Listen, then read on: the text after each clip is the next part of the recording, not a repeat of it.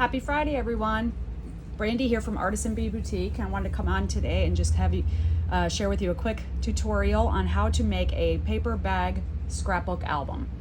I have been making these albums, these little books for many, many years. I learned probably about 20 years ago how to make these when I first started to see them on, I found one on eBay. A maker, very talented maker back then. She had a little boy themed one and I had a little toddler son at that time, so I decided to get it to put his pictures and things, and I still have it to this day. I cherish it. It's filled with pictures of him and memories, and I decided that I loved them so much that I wanted to learn how to make it. So I kind of just looked at hers for inspiration, looked how she put it together, and you know, the way she did her stuff, and just kind of just came up with my own take on it. I have never been much of a sewer, and she did a lot of sewing in hers, so I just you know, improvised in my own ways, and over the years I've evolved in how I put them together and how I do the binding on them. So this one is going to be done. I'm going to show you how to do one really quick and easy with just paper bags and some cord and a needle, and it will just be like a pamphlet stitch binding that you would use on a junk journal or any other kind of a small book. So first, before we get started, I'm just going to show you what it looks like already put together. So this is one that I just did earlier, and it's just a quick and easy little book, and it's just got a neat little pamphlet stitch binding there. When you open it up, you've got your depending on which way you want your front cover, but you've got your pages on the inside. You've got pockets. That's the beauty of this, is the paper bags make these awesome big pockets that you can reinforce. They'll be reinforced with your page covers when you decorate them, and just all kinds of storage in there for pictures and memorabilia and ephemera and whatever it is that you want to store inside there. So that's what it looks like finished product. I'm going to zoom out just a little bit here. I'm a little too close. There we go. Okay, so that's the finished product, the whole journal. And this one measures about 6 by 6. I am using large, actually they're called giant lunch bags on the package, and they are from Walmart. I found them yesterday. I have bought these in the past, but they have been very difficult to find lately, and I finally found them. Actually, I've probably just been looking in the wrong places. Sorry about my wobbly camera. But I found a pack, so I grabbed it, and I don't remember how much they were. I want to say between $3 to $4 for the pack, and I think there's 50 in there. And they're very, like I said, they're large lunch bags. They're not as small as the typical ones, so you can see kind of like the overall size here. They measure just about 6 inches across, which when folded over makes a perfect 6 by 6 little book. So that's why I love these. So basically this is what you're going to need. You're going to need just a pair of scissors for trimming the cord, an a pokey tool, something to poke holes in your journal. You're going to need a large eyed needle, not quite as big as a yarn needle, but maybe like an embroidery thread or something along those lines. Just makes it easier to sew through. You're going to need some large paper clips. I use this just to make it a little easier to thread my needle. And then you're going to need some cording. This is elastic cord that I found at Dollar Tree, $1.25 for 5 yards of, you know, assorted colors here.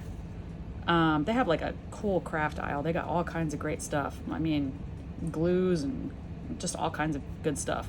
I went a little crazy there the other day, but this, you can use this. I like this because it's stretchy. Actually holds the journal together, or the book together, really well. If you don't have this, you can use baker's twine, you can use regular twine, you can use embroidery thread. Anything you have on hand really will work with this. I just like this because I found it to be very smooth when I'm sewing my journals together, and I like the stretchy. So you need that, and bone folder to smooth out your pages, your book. I think I covered all the tools here. Oh, and a piece of foam. This was just like a piece of packaging, came out of a box. If you don't have this, you can use a magazine or some other thick, soft, thick surface, maybe a cardboard box or just something that when you poke through your bag, when you poke through your journal, you're not going to poke into your table or other surface underneath that you don't want to ruin, because these are very sharp. This may not even be the proper one for a book, but it's what I use and it works really well because it's extremely sharp. So be careful with these. Don't hurt yourself.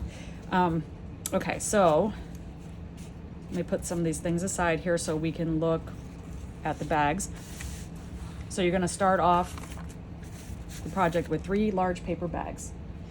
And the first thing I do with the bags is I just take my bone folder and I smooth everything out, because sometimes the bags will come out maybe a little curled on the edges, as you can see there. And that's okay. If they're curled, it's no big deal. But this is just kind of a way to smooth them out. You could even iron these if you have like a little craft iron. I don't have one yet, but I have it in my Amazon cart because I kind of like the idea of being able to just smooth out and press some of the things that I make. So that's what you're gonna do. You're gonna do that with all three bags, nice and smooth. Make sure there's no wrinkles as much as possible. I mean, you know, it's just for fun. It's just a scrapbook, so it doesn't need to be, you know, perfection. It's crafting, so it's fun. It's not perfection.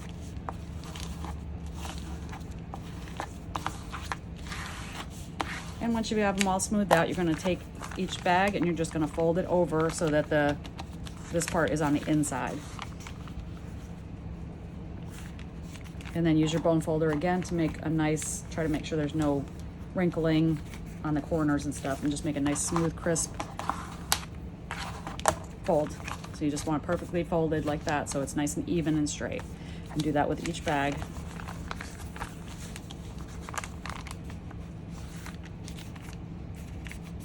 This is actually my second time making this video today, because I did it earlier and then I started getting all kind of messed up with when I was sewing the binding, and I was like, this is not a good, so we're going to try this again. So we're doing it again because I didn't want to, if anybody's like a first time, they've never made one of these before, or they've never done a sewn binding, I didn't want to make it all confusing and weird, so we're just redoing that.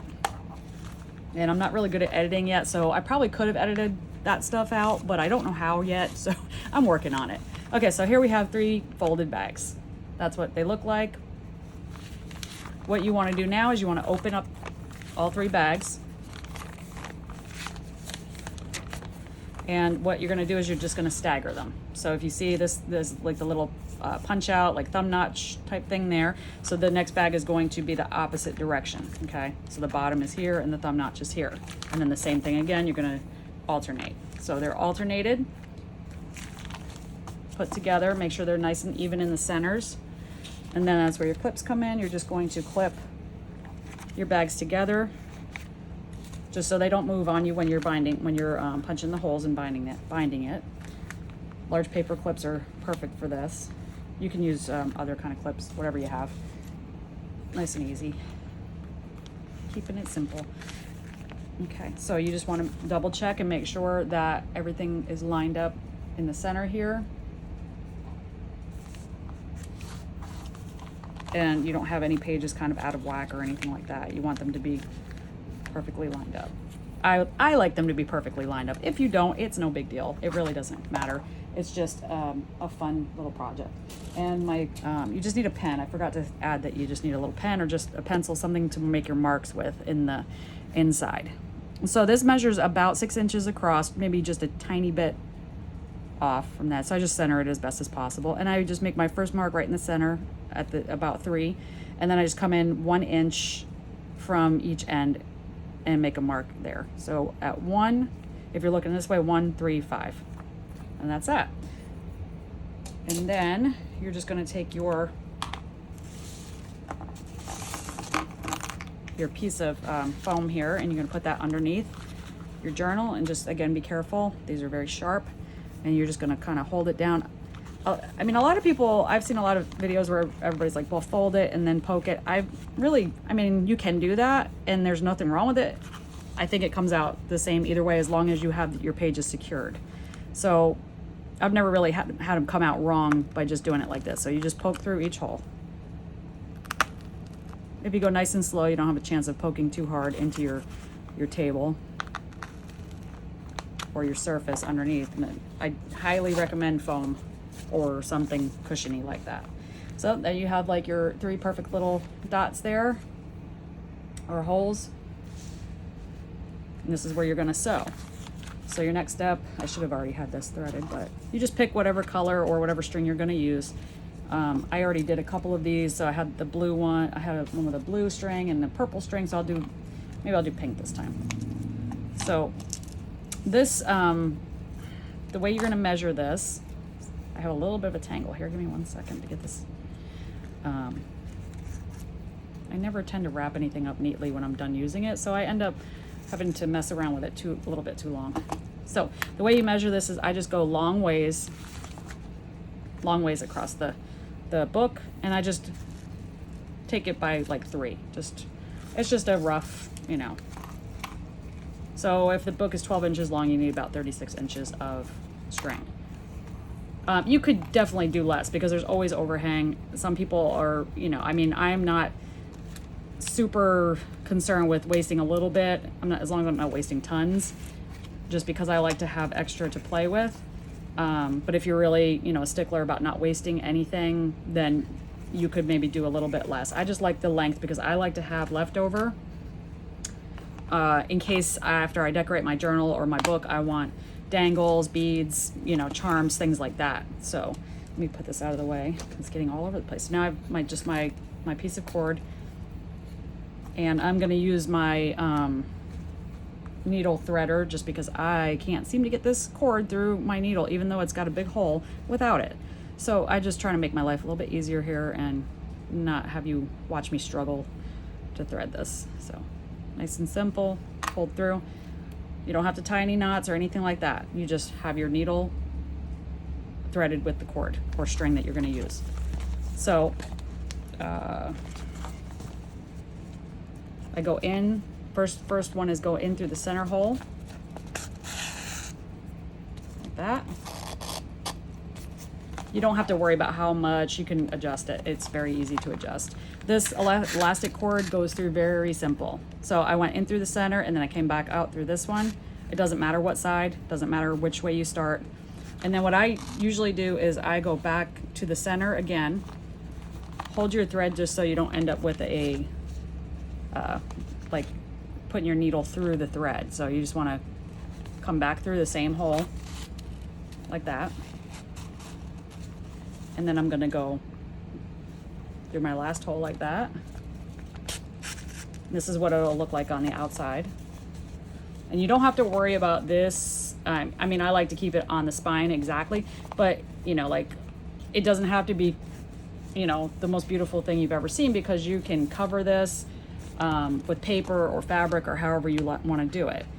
So basically this is super simple. Then I'm just gonna go back to the center. What I do is, I'm trying to remember how I did this. What I do is,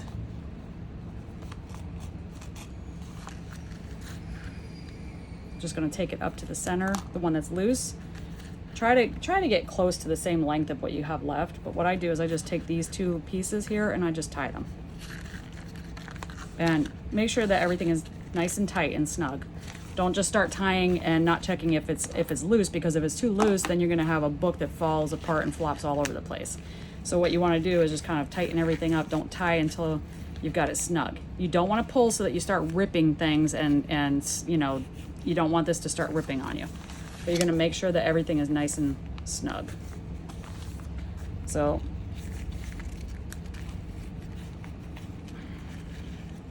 actually, what you can do is take this one that's coming up and back up to this direction and just kind of tuck it underneath there. I don't know if you can see that.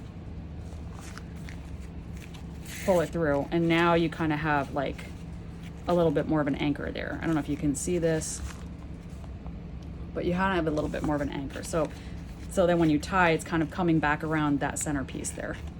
And again, before you tie, make sure everything is nice and snug.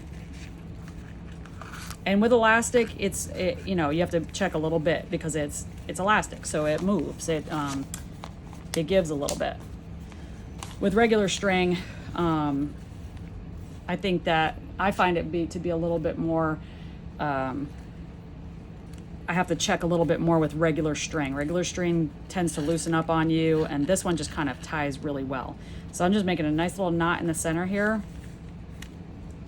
And that's it. That's it for binding it. So that's all you need. I'm sorry it's so dark in here. We have kind of a storm coming, and I've got my windows open and everything, or my blinds open. But it's pretty dark outside for 2:41 in the afternoon. So we've got a knot in the center here. You can double check everything. See, I've got a little bit of give there, but it's not loose and sloppy looking. So you just take off your clips after that and put all your things aside. All your little pieces here that you've already used aside. And then now that you've got it all put together, you're just going to take your bone folder and you're going to start smoothing things out again now that it's put together. So you're just going to make nice crisp lines, smoothing everything front and back, and then inside you're going to smooth your pages. And just get it all nice and squared away. See how nice and clean this looks? It just comes out. It's so simple, and it comes out. Even if you're not a sewer, you don't need to be a sewer to sew a pamphlet stitch. It's just such a super simple, you're just poking some holes and just putting some thread through. That's really all there is to it. I've never been much of a machine sewer, although I want to be, because I love the way it looks. And there's the thunder. So I'm working on that too. So here we have it. We have the finished product, super quick, super easy to put together. You have a perfect 6x6. Well, let me say, when I cut my papers to decorate this, I cut 6x6 papers. It's up to you if you want to make them smaller and have more bag showing. That's up to you. I like to cover almost to the edges, so I do, as you can see, this measures 6x6. I do 6x6 scrapbook pages. Makes it nice and easy. You don't have a lot of trimming and all that to do. And you've got your strings. I just leave this here until I'm ready to decorate and do whatever, so I can decide if I want to make these beaded or just put some charms or whatever style of book you're going for. You can ink this, you can make this look vintagey, you can stencil on it, you can stamp on it, you can collage it, you can do whatever you want with this and make it just a beautiful little book that is just creative and easy. Inside you can make pockets from these, just put a little glue here and here, then you've got a pocket right there if you want to. I usually just cover those because this has got so many pockets already. The finished product gives you 3 large side opening pockets that you have to store things in. I cover all the pages with I try to use a heavier weight cardstock because it looks nicer on these journals. If you use a thin, like the lightweight cardstock, you end up with kind of gluey, wrinkly, almost like bumpy looking pages. So I would suggest a heavier cardstock for your base to decorate. So you've got 3 large pockets, but you've got opportunity for more pockets everywhere here. So you can glue, and pockets on every single page. You'll have pockets if you choose to. And it's however you turn this is up to you. If you want to have a solid front cover without the pocket, that's your choice. But if you want your front pocket to be, or your front page to be a pocket, you can do that as well. I apologize for the noise. It's we got some rain and storms, and I live in an RV, so it sounds a little bit louder. Anyway, so you choose which way you want the first pocket to be, whether you want it on the back or the front cover, or you want it to be the last page, the last cover. But once you add your cardstock and things inside the pockets, the cardstock will reinforce these so they're not so flimsy and easy to rip, and you'll have solid pockets. I mean, it's just awesome. I love a paper bag album because there's so much you can do with it. You can make these into like a junk journal style by adding, before you sew everything together, you can add different types of papers in between. Scrapbook papers in here, writing papers. You can add just any kind of things that you want to add to your album. These I generally tend to make scrapbooks out of, not journals, but scrapbooks. And I like to decorate and do the scrapbook pages with photo frames or photo mats. And yeah, so that, and then I like to put lots of tags for journaling that aren't stuck to the page. I like the journaling tags to be something that the person who receives this can pull the tags out, write on the tags their thoughts and feelings, and maybe on the other side they can put their a picture or a memorabilia, something like that.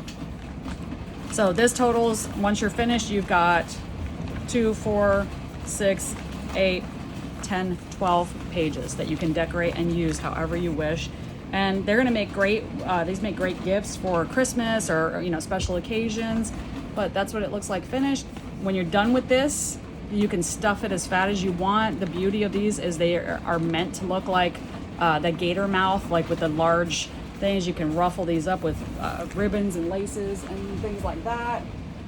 And yeah, so that's pretty much it. It's getting really noisy outside here, so I'm going to wrap this up so that I can keep an eye on that. Anyway, so if you enjoyed this and if you got something out of it, it might just be a different take on what you already know how to do, or just an easier way to do it maybe. Give me a like on this video and consider subscribing so that I can keep growing. I'm really enjoying making videos and spending this time with you guys. And yeah, I hope you have a great weekend, and I hope to see you again in my next video. Have a great day, and I'll see you next time. Bye.